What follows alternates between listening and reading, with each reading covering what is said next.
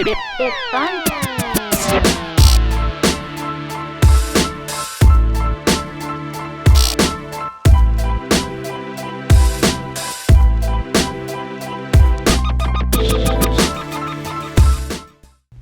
Episode 57.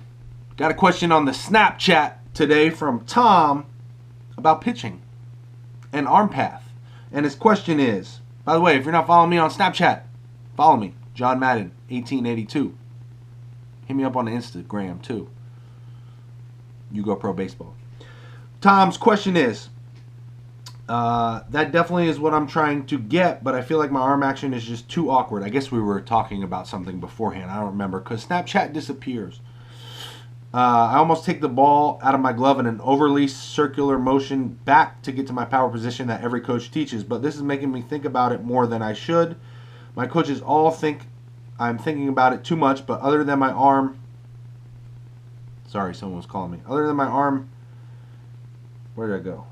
Other than my arm action, the rest of my mechanics feel right, but I still lack the control and velo I know I have in me. I guess what I'm asking is, how would you go about taking the ball out of your glove, and what do you focus on once you start hand separation? Great question. Great question.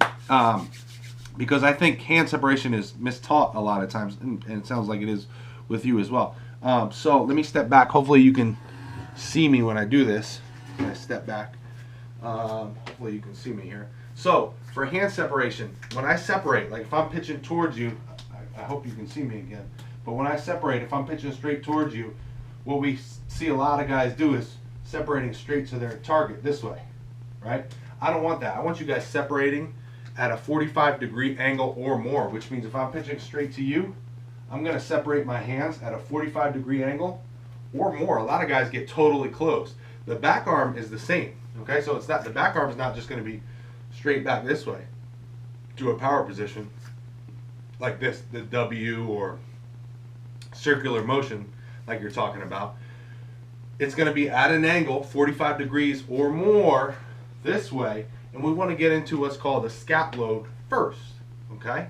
So when I separate, you asked what I think about when I separate, is I want to separate a lot more closed off than normal. I also want to have a tilt on my shoulders, an upward tilt on my shoulders as I separate, okay? Then as I separate, I want to think about getting this elbow, almost if I was going to punch someone, right? To get some power. If you were going to punch someone, would you go? No, you wouldn't come up like this and go to punch them. You would come this way, right? You'd go like this. That's called scap load, and that's what we want to get into when we separate our hands. So we're going 45 degrees or more closed off into that scap load. You can drop down a little bit if it feels comfortable to get into that scap load, and you'll see many guys who do come down first this way, but then they get into that scap load as they come up. So it's down to scap load, and then they get into that power position. So if you're just coming circular and you're missing the scap load, which again you can come down first. A lot of guys actually do come down and then get into scap load here, okay? But you don't want to miss that part of it. Again, if I'm throwing straight this way, right? I'm not separating straight this way. I'm going to be separating this way, 45 degrees or more. Then I get into my scap load. Now I'm in my power position, okay? So I think arm path and hand separation is mistaught a lot of times. I hope that kind of clarifies and makes more sense to you.